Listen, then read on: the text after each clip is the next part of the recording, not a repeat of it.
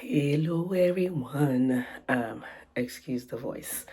Want to really quick come on here to answer a question that a friend of mine asked when I asked her to repost the Alchemy of the Shadow, Transmuting Darkness into Destiny series that I'm about to start next week. She asked, is this like a wellness thing or a manifestation thing? And I said, actually, it's both. It's basically the step that most of us skip when we do want to do manifestation work, or when it's like new year, new me, or before we do the January vision boards and so forth. And so it's basically taking the time to really know yourself and come back to yourself before you can, before you know what you want to manifest, what you want in life, or change in life.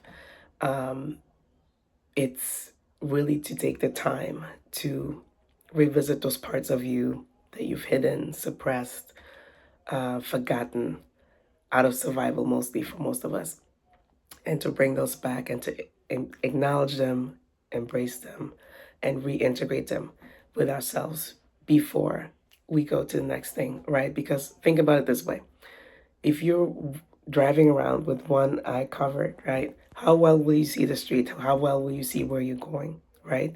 That's basically the same thing with our shadows. If we don't acknowledge them, or we don't acknowledge those parts of us, how well can we see the road ahead? It's like having, dirty glasses in a sense. So any manifesting or any praying or any, new year, new me things will only go this far. You will never see the full picture unless you see yourself fully first, right? So is it wellness? Absolutely, because it is healing to accept pieces of you that you have, kind of shoved away or suppressed or repressed, to get those back, to make peace with them, and to have compassion for them and bring them back to you. So you are fuller, you are more authentic, you have more full self-awareness. So that when you do look at options and possibilities, you'll see more of them, right? You're not going to kind of shoot low because you have this dim view of yourself, but you actually know who you are fully, and with more acceptance and self-love and self-compassion. I mean, you know, the options and possibilities become limitless, right? There are more of them. So my invitation is that before you get into the, like, December, January, like, oh, this is going to be the new year of me and all that, and which is awesome, right? And manifesting and vision boards and so forth. Spend the time to be with yourself.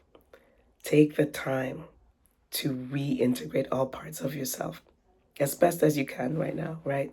And so that is really my invitation with this program.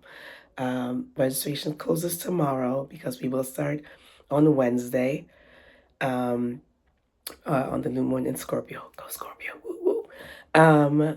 And yeah, we go into this will start, like I said, next Wednesday, going all the way into January 11th. And yes, this is going to go through two busy holidays coming up here. And people are like, well, Carla, why are you doing it now? Again, because, I feel like as a society and just overall, we think about being better, new, or have different strategies or go for different opportunities at the beginning of the year. So I do believe it's important to engage in this exploration beforehand. And what better way to start than a new moon in Scorpio? So if you're interested, if you have questions, please reach out. We start next Wednesday. This is the only non-Sunday meeting time that we will have. Everything will be on replay, so even if you get busy with the holiday stuff, you'll still have access to that. You'll still have access to me, obviously, and to our community.